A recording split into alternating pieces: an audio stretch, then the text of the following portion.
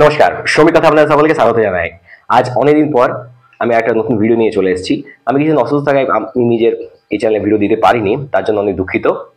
আজকে যে বিষয় নিয়ে আমরা আলোচনা করব সেটা হচ্ছে, দেখুন, যদি আপনি ইসকো স্টিল প্ল্যান্টের মধ্যে কোনো আউটসোর্সিং জব করছেন, তাহলে আপনার ন্যূনতম যে মজুরি সেটা কত হবে, আর ম্যাক্সিমাম আপনার হাই স্কিলে কত যাবে, মানে আনস্কিল থেকে হাই স্কিলে কত যাবে, আপনার পিএফ, ইএসআই, বোনাস, আপনার ইএল, তারপর আপনার যে লিভগুলো আছে সেগুলো কিভাবে কাউন্ট হয়, একজন এমপ্লয়ার আপনার টোটাল আপনাকে যে এমপ্লয়মেন্ট দিয়ে পার ডে কত টাকা আপনার উপর আর্ন করেন, সেটাও আমি আপনাকে এই ভিডিওর মাধ্যমে জানাবো। তাহলে চলুন ভিডিওটি শুরু করা যাক। আর আপনি যদি চ্যানেলে নতুন এসেছেন, তো চ্যানেলটি অবশ্যই সাবস্ক্রাইব করে পাশে যে নোটিফিকেশন বেলটি আছে ওটাকে অনেক ক্লিক করে দিন। আমি এরকম অনেক ইনফরমেটিভ ভিডিও আগামী দিনেও নিয়ে আসবো। তাহলে চলুন শুরু করা যাক।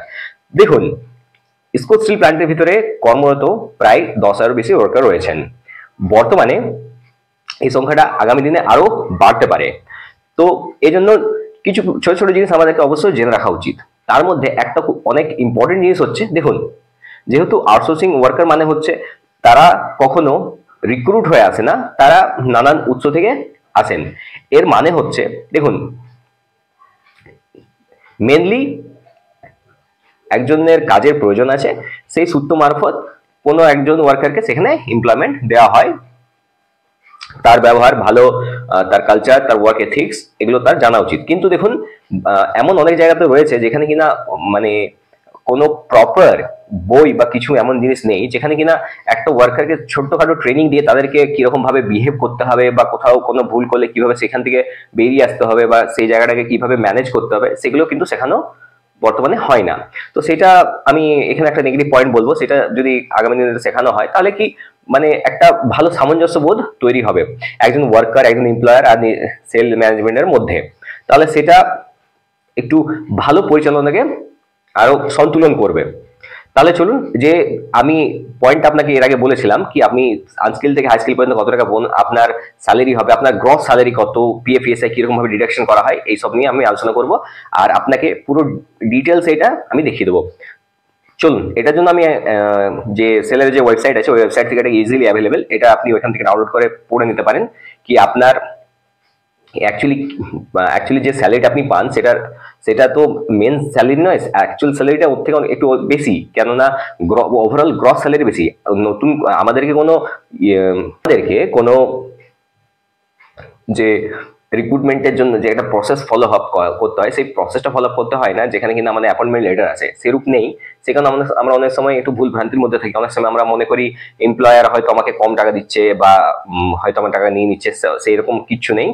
এটা খুবই নর্মাল আর খুব সিম্পল ফরম্যাটের মধ্যে রয়েছে, আপনি খুব ইজিলি এটা বুঝতে পারবেন। তো চলুন আমি আপনাকে পেজটা দেখিয়ে দিই। এই দেখুন, এই জায়গাটা দেখতে পাচ্ছেন, এটা হচ্ছে steel authority India limited, IISCO steel plant Burnpur.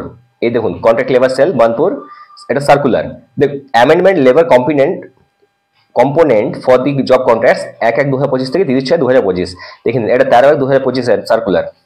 এইবার এই জায়গাটা দেখুন, it is notified that the following shall be cost per day of engaging a contract worker LSP for calculating labor component for preparing departmental estimate for job contracts। ভালো করে দেখুন এই জায়গাটা, job contracts, এখানে কোনো পার্মানেন্ট ওয়ার্কারদের জন্য নয়, এটা সম্পূর্ণরূপে আউটসোর্সিং ওয়ার্কারদের জন্য। The rate shall be applicable for the period of, এই যে জুন মাস অব্দি এটা অ্যাপ্লিকেবল।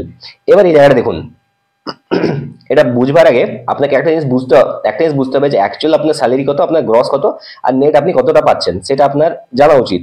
দেখুন, আনস্কিল্ড 645 টাকা 90 পয়সা, সেমি স্কিল্ড 696 টাকা 99 পয়সা, স্কিল্ড বা ক্লারিক্যাল 753 টাকা 33 পয়সা, হাইলি স্কিল্ড 816 টাকা 21 পয়সা। এবার যেহেতু এই জায়গায় লক্ষ্য করবেন, যেহেতু এটা জব কন্ট্রাক্ট, এর অর্থ হচ্ছে আমার কাজ চাই, আমার কাজটা কমপ্লিট হওয়া নিয়ে মতলব। এবার কোনো জায়গাতে মনে করুন যদি স্কিল্ড বা ক্লারিক্যাল জব রয়েছে, সেটা আমি আনস্কিল্ড ওয়ার্কারকে দিয়েও করিয়ে নিতে পারি। সেটা আমার এখানে কোনো প্রপার গভর্নমেন্ট এমন কোনো প্রপার রুল বানায়নি যেখানটাতে কিনা এই স্কিল্ডকে স্কিল্ড দিয়ে করাতে হবে বা আনস্কিল্ডকে আনস্কিল্ড দিয়ে করাতে হবে, এরকম নেই।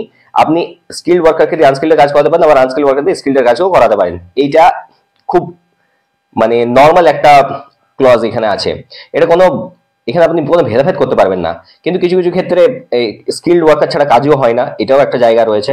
এবার দেখুন, আপনার যেখানে রয়েছে এখানে এই জায়গাটুকু একটু লক্ষ্য করেন, ক্যাটাগরি অফ কন্ট্রাক্ট ওয়ার্কার্স। দেখুন, আপনার মিনিমাম ওয়েজেস এটা দেওয়া হয়েছে বেসিক প্লাস ডিএ। আপনার মান্থলি কত দেখুন 10,212 টাকা, 10,212 টাকা। ডেইলি ওয়েজ হচ্ছে 393 টাকা। এবার এটা আনস্কিল, আবার সেমি স্কিলে 11,232 টাকা, স্কিল বা ক্লারিক্যাল 12,356 টাকা, আবার হাইলি স্কিল্ড লেখে 13,592 টাকা।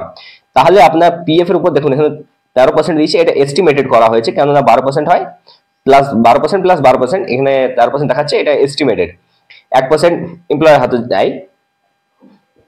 তাহলে এই জায়গাটাকে একটু আপনি লক্ষ্য করুন। এখানে দেখুন আপনার আনস্কিল্ডের ক্ষেত্রে আপনার পিএফ কাটা হচ্ছে 51 টাকা 9 পয়সা।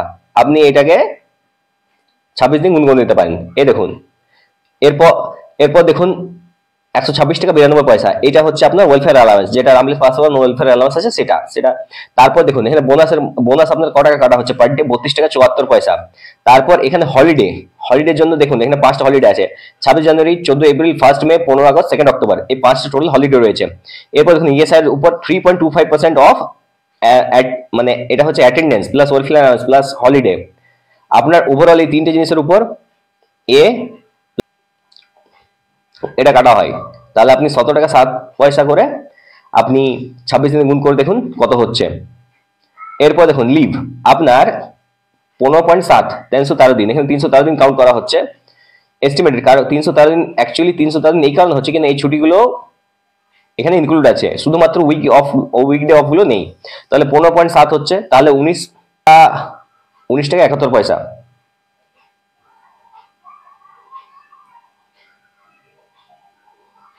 আপনার লিভের জন্য এখানে কাউন্ট করা হচ্ছে 19 টাকা 71 পয়সা। তাহলে টোটাল হয়ে গেল 645 টাকা 90 পয়সা একদিনের হাজিরি।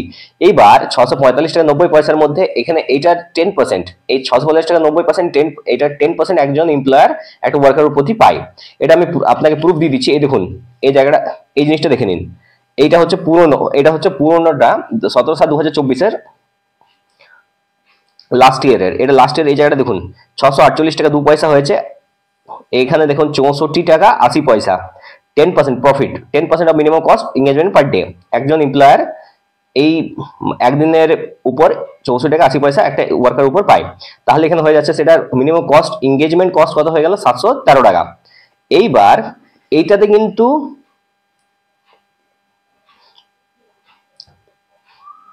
ওইখানে 64 টাকা 80 পয়সা ছিল, এখানে 64 টাকা 50 পয়সা হয়ে গেছে, তাহলে 30 পয়সা কমে গেছে। এবার চলুন আমি আপনাকে অ্যাকচুয়ালি একটা হিসাব দিই। দেখুন 1 জানুয়ারি থেকে এবার দেখুন 1 জানুয়ারি 30 জুন 2025 থেকে আউটসোর্সিং ওয়ার্কারদের জন্য বলছি আমি। দেখুন আনস্কিল্ডের জন্য যে গ্রস আছে সেটা হচ্ছে মান্থলি, এটা গ্রস স্যালারি, এটা নেট স্যালারি নয়, গ্রস স্যালারি। তো 16,793 টাকা 40 পয়সা, এটা হচ্ছে আনস্কিল্ডের গ্রস। আবার সেমি স্কিলের 18,121 টাকা 74 পয়সা, আবার স্কিল্ডের ক্ষেত্রে 19,586 টাকা 58 পয়সা, আবার হাইলি স্কিল্ডের ক্ষেত্রে 21,221 টাকা 46 পয়সা। এটার মধ্যে কিন্তু নো প্রফিট, আমি এখান থেকে কিন্তু প্রফিট মার্জিনটা অ্যাড করিনি, যেটা 10% একজন এমপ্লয়ার পেয়ে থাকে, এটা কিন্তু এখানে অ্যাড নেই, এটা আমি অ্যাড করিনি এটার মধ্যে। এটা হচ্ছে শুধুমাত্র ওয়ার্কার রিলেটেড, শুধুমাত্র ওয়ার্কারের উপর, যে ওয়ার্কারের জন্য গ্রস কত, এমপ্লয়ারের জন্য নয়, শুধুমাত্র ওয়ার্কারদের গ্রসটা আমি এখানে লিখেছি, সেটা অনুযায়ী আপনি এই জায়গাটা দেখে নিন। আপনার বোনাস কত হচ্ছে, বেসিক প্লাস ডি এর উপর 8.33% থেকে 20%। এবার 8.33% থেকে 20% মানে হচ্ছে আপনি যদি কোনো এমন জায়গায় কাজ করছেন যেটা প্রাইভেট, মনে করবেন এটা কোনো এমন পুরোপুরি প্রাইভেট, সেইখানটাতে কি কিছু কিছু তাদের টার্গেট থাকে, সেই টার্গেট অ্যাচিভ করলে সেখান থেকে না এই কিছু কিছু সবার জন্য কিন্তু এটা হয় না, কিছু কিছু ওয়ার্কারদের ক্ষেত্রে তাদের যে বোনাসটা হয় সেটা আপ টু 20% পর্যন্ত এটা ইনক্রিজ হতে পারে, কিন্তু এটা পুরোপুরি প্রাইভেট সেক্টরে ইনক্রিজ হতে পারে। এইটার মধ্যে এটা কিন্তু নেই, এটা আমি আপনাকে এক্সট্রা জানানোর জন্য বললাম, কেন 8.33% থেকে 20% অবধি যেতে পারে কিছু কিছু ক্ষেত্রে, সব ক্ষেত্রে এটা কিন্তু যায় না, কিছু স্পেশাল কোম্পানিদের ক্ষেত্রে এটা অ্যাপ্লিকেবল। এবার দেখুন আমি আপনাকে এবার আপনার 6 মাসে কত টাকা আপনার বোনাস জমছে সেটা আমি আপনাকে দেখিয়ে দিচ্ছি। দেখুন আনস্কিল্ডের 5,041 টাকা 96 পয়সা, সেমি স্কিল্ডের 5,542 টাকা 46 পয়সা, স্কিল্ডের ক্ষেত্রে 6,093 টাকা 78 পয়সা, আবার হাইলি স্কিল্ড ক্ষেত্রে 6,709 টাকা 78 পয়সা। এবার এখন দেখুন দশমিকের পর যে এখানে পয়সাগুলো রয়েছে, পয়সাগুলো বাদ দিয়ে দিন, এইটা রাফ ফিগার, এটা আপনি এটাকে কাউন্ট করে নিতে পারেন। এইবার এটাকে আমি অ্যাকচুয়ালি কি করে বলছি সেটাও হয়তো আপনার মনে প্রশ্ন যাবে। দেখুন জানুয়ারি মাস 26 দিনের হয়, জানুয়ারি মাস এখানে 31 দিন হয়, সেখানে 26 দিনের একটা ওয়ার্ক ডেজ থাকে, ফেব্রুয়ারি মাসে 28 দিন হয় 24 দিন, মার্চ মাসে 31 দিনে 26 দিন, এপ্রিল মাসে 30 দিন 26 দিন, মে মাসে 31 দিনে 26 দিন, আবার জুন মাসে 30 দিনে 26 দিন। তাহলে টোটাল 181 ডেজ এর মধ্যে 154 ডেজ আপনার হচ্ছে, মানে 6 মাসের মধ্যে 154 দিন আপনি ওয়ার্কিং ডেজ আপনি পাচ্ছেন। এইবার ফর্মুলা দেখুন, salary into 8.33 divided by 100, the payment of bonus at 1965, এইভাবে কাউন্ট করা হয়। আপনি নিজেরটা কাউন্ট করে আমাকে কমেন্ট বক্সে জানাতে পারেন যে আপনি কিভাবে কাউন্ট করছেন। যদি ভিডিওটা আপনার ইনফরমেটিভ লেগে থাকে তাহলে অবশ্যই ভিডিওটা একটি লাইক করবেন, কমেন্ট করে জানাবেন আপনার কিরকম লেগেছে। আর আপনি যদি কোনো সাজেশন দিতে চান আমাকে, তো অবশ্যই সাজেশন দেবেন, সেই সাজেশনটা নিয়ে আমি নতুন কোনো ভিডিও বানানোর বিষয়ে ভাববো। আজকের মতো এতটাই, ধন্যবাদ, ভালো থাকুন, সুস্থ থাকুন।